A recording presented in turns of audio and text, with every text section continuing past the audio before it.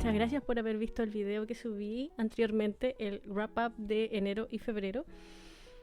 Siendo constantes por primera vez en la vida. Para retomar viejos hábitos, hoy quiero traerles una reseña que, como ya vieron en el título, es la de Frankenstein en Bagdad. El año pasado, el Club de Lectura Asiático estuvo enfocado en todo lo que era Medio Oriente. Estuvimos leyendo sobre Pakistán, Afganistán, Irán, Irak, y ahí encaja este libro. Yo llegué a este libro después de una búsqueda, entre comillas, exhaustiva para poder conseguir qué libros íbamos a leer. Solamente leímos 10 y aún así fue difícil encontrarlos. Lamentablemente no se traduce mucho y lo que se traduce de este sector de Asia solamente es lo premiado. Me pregunto cuántas historias nos estamos perdiendo por no poder superar esa barrera del idioma. Usualmente estos libros están traducidos, la gran mayoría, en España, por la cercanía al continente. De esa manera, entonces, encontré antes que el libro al autor, que es Ahmed Saadawi. Él es un escritor y guionista, nacido en Bagdad allá por los 70, súper famoso. Y entre todos los rankings que hace esta gente, en el 2010 lo nombraron como uno de los 30 mejores escritores en árabe. Y con este libro, con Frankenstein en Bagdad, en el 2014 él ganó el Premio Internacional de Ficción Árabe. Entre medio siguió ganando premios hasta que llegó a ser finalista del Man Booker. Este es como uno de los premios que nosotros sí conocemos. Lamentablemente, gracias a todos estos premios es que podemos leerlo porque está traducido al español. Yo el libro no lo escogí por la trama. O sea, yo lo escogí por el nombre. Yo leí Frankenstein en Bagdad y dije, yo tengo que leer esto. Sinapsis. Nuestra historia parte a principios de los 2000 en Bagdad, que es la capital de Irak, cuando Hadi, que es un trapero, una persona que recolecta la basura, se encuentra en medio de un atentado terrorista donde muere uno de sus amigos. No solo muere, sino que Hadi ve cómo esta persona vuela por los aires. Hadi tiene esta idea de empezar a recolectar las partes del cuerpo de las personas para poder crear un ente y darle sepultura a su amigo, porque no se encuentran todas las partes de esta persona. Es súper bizarro a quien se le ocurre juntar las partes del cuerpo de distintas personas, que es muy común que queden desperdigadas después de un atentado terrorista con bombas, que es lo que ocurre mucho en este libro y en esa parte del mundo, y Hadi las va uniendo hasta formar un cuerpo. Solamente que nuestro protagonista, Hadi, no contaba con que en realidad este cuerpo iba a tomar vida y se iba a vengar de todos estos actos terroristas en la ciudad de Bagdad. Los personajes. Esta es una historia coral, así que no solamente vamos a conocer lo que vive Hadi, sino que también vamos a tener distintas personas que se van a encontrar de alguna u otra manera con el monstruo. El monstruo. Me parece súper interesante cómo está estructurado el libro, porque cuando empieza cada capítulo es para un personaje, para presentártelos, y te los presentan con una palabra, como si fuese la descripción de lo que esta persona vive. Por ejemplo, la loca, el mentiroso, el alma errante, el periodista y el cadáver. A ver, se supone que en cuanto a los personajes, como estamos hablando de Frankenstein, debería ser él, el monstruo, el protagonista. Sin embargo, tengo mis quejas respecto a eso. Así que vamos a partir con Hadi. Considero súper importante que sepan de qué se trata cada historia de los personajes, porque de esa manera, al ser una historia coral, construimos toda la narrativa. Hadi es este trapero, este recolector de basura, que por un evento empieza a crear a este monstruo sin la intención de darle vida, a diferencia de Víctor Frankenstein en el libro de Mary Shelley, que sí intenta lograr eso cuando crea su monstruo. Hadi no. Hadi simplemente quería juntar las partes del cuerpo para ser una persona y poder darle sepultura a su amigo. Y Hadi es este tipo de persona que nunca ha tenido un propósito en su vida, nunca ha vivido para poder hacer algo. O sea, él simplemente vive. Y a pesar de que nos cuentan su historia, a pesar de que hay momentos en los que sí llegamos a empatizar con él, siempre se le trata como el charlatán del pueblo, siempre se le trata como el mentiroso, cuenta historias, exacerba algunos eventos, y es por eso que también mucha gente del pueblo se burla de él. Tenemos el personaje también de Elisua Daniel. Elisua es mi personaje favorito. Es una anciana que vive sola,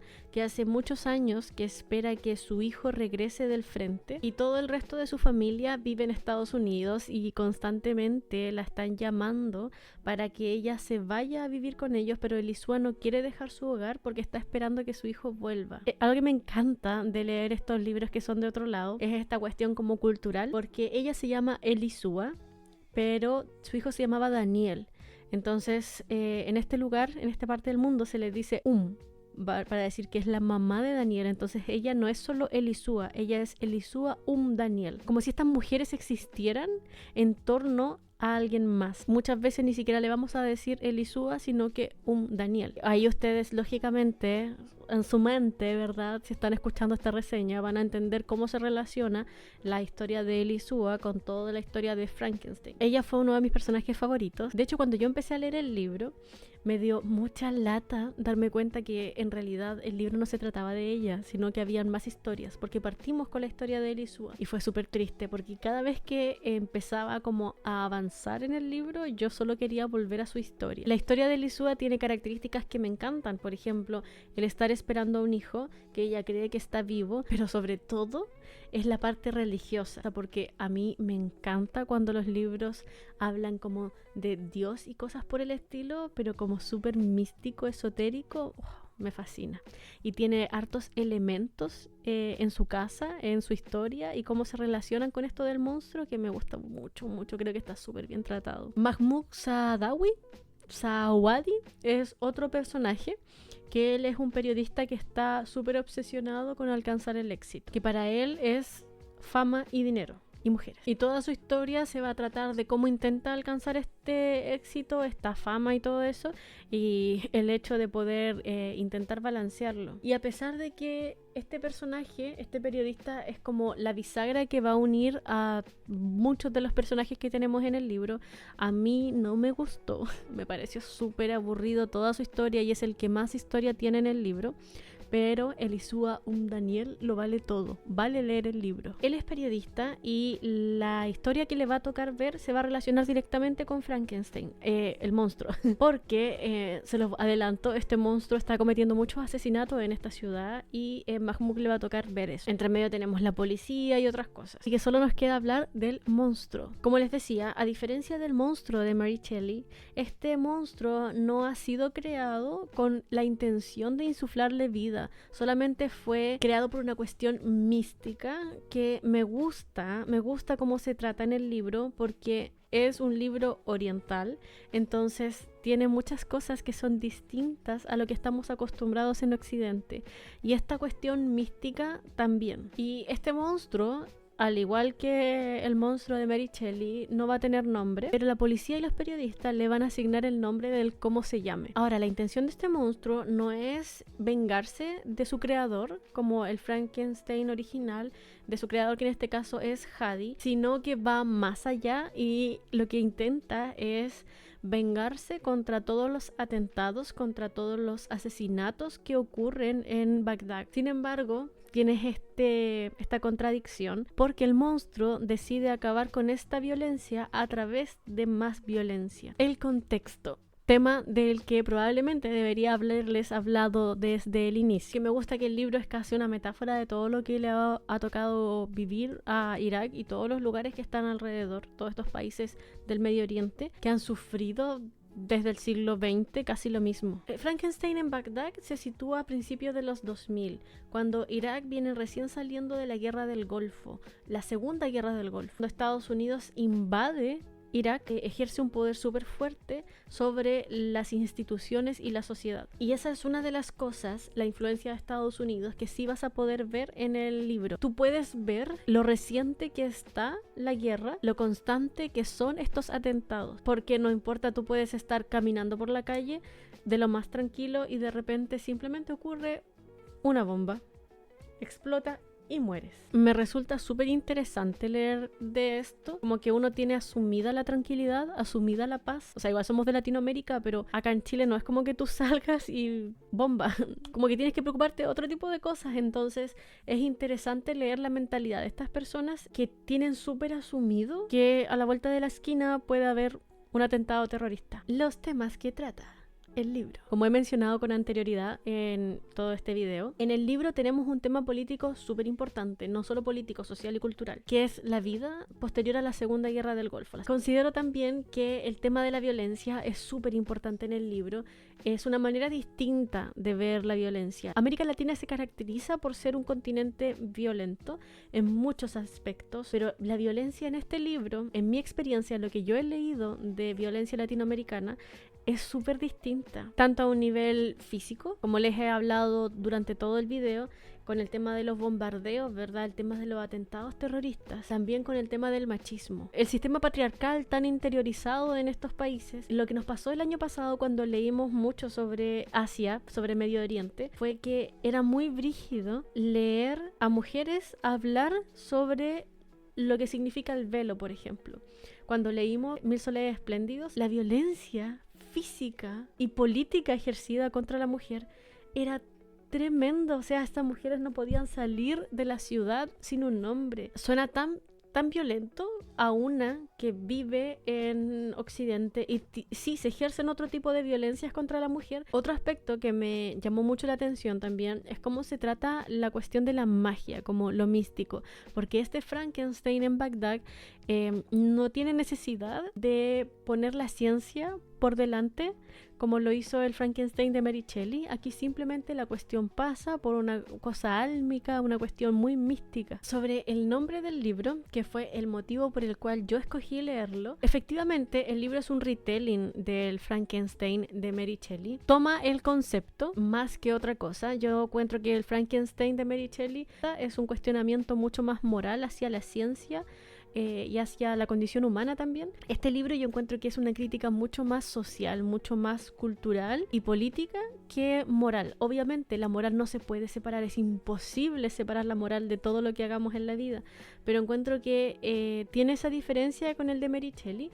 Es un buen retelling, es interesante ver cómo sería este Frankenstein en los 2000, hacerlo aparecer ahora en la actualidad. Me recordó también un poco a la serie Messiah, cuando hacen aparecer a Jesús en la actualidad, y lamentablemente la cancelaron después de una temporada y nunca sabré si él era Jesús o no era Jesús, pero bueno. En resumen, ¿por qué me gustó el libro? Primero, porque es Frankenstein apareciendo en Irak. O sea, por favor, ¿a quién no le llamaría la atención esa premisa? Segundo, por el contexto. Yo amo Medio Oriente, tengo una obsesión con los musulmanes, Dios mío. Y una de las cosas geniales que pasó el año pasado es que cuando hicimos este club de lectura leímos de tantos lugares distintos que fue como armar un mosaico, fue como ir armando un puzzle. Pasaban unas cosas acá en este país que en realidad no eran muy parecidas a este, pero oye, ese evento sí ocurrió, entonces como que los engloba a todos. Y eso fue muy interesante, haber leído este libro en ese contexto. Lo leí con tantos libros alrededor que siento que pude encajar mejor todo lo que yo ya sabía sobre este país. Y un Daniel es todo lo que está bien en este mundo. O sea, esa viejita... ¿Podría ella haber sido un relato, un cuento individual? Es que a mí de verdad me encantó su personaje y su historia. Lo que no me gustó, a veces se siente como que el monstruo o el cómo se llame no fuera tan importante en la historia. De repente pasamos capítulos y capítulos sin saber nada de él. Es como que a veces se le olvida al autor que está escribiendo un libro sobre él. Y una cosa es que la narración muchas veces es una narración súper sarcástica. No cómico, sino sarcástico. Pero no es algo que se mantenga de manera constante. Lo que me pasó con el libro es que es como así. Cuando me tocaba leer al periodista, bajaba la intensidad. Cuando me tocaba leer a un Daniel, subía, y así. El ritmo no fue estable. Al ser una novela coral, hay personajes que simplemente me aburrieron, historias que en realidad no me interesaban para nada, como la del periodista. Y mi puntaje es de 3 estrellas sobre 5. Ahora, ¿por qué haría una reseña de un libro al que le puse 3 estrellas? Primero, porque le gustó mucho a mi cerebro, pero las 5 estrellas son para libros que le gustan mucho a mi corazón. Y porque considero que el hecho de que no me haya gustado tanto el libro no significa que no sea digno de ser leído. Así que si están buscando una historia como de realismo mágico, considero que sí vale la pena leerlo, sí te vas a entretener, sí vas a aprender y salir de tu zona de confort, porque déjame decirte que es difícil encontrar libros asiáticos, súper difícil. de Medio Oriente, porque de Corea están llegando pero por lote. Amigos, amigas, amigues, hace mucho tiempo que no subía una reseña, espero no haber perdido la práctica y espero continuar con esta constancia. Cuéntame en los comentarios qué has leído de Medio Oriente, qué has leído de Irak y si es que te interesa este libro. Además, cuéntame qué otros retelling de Frankenstein conoces. En fin, nos vemos en otro video.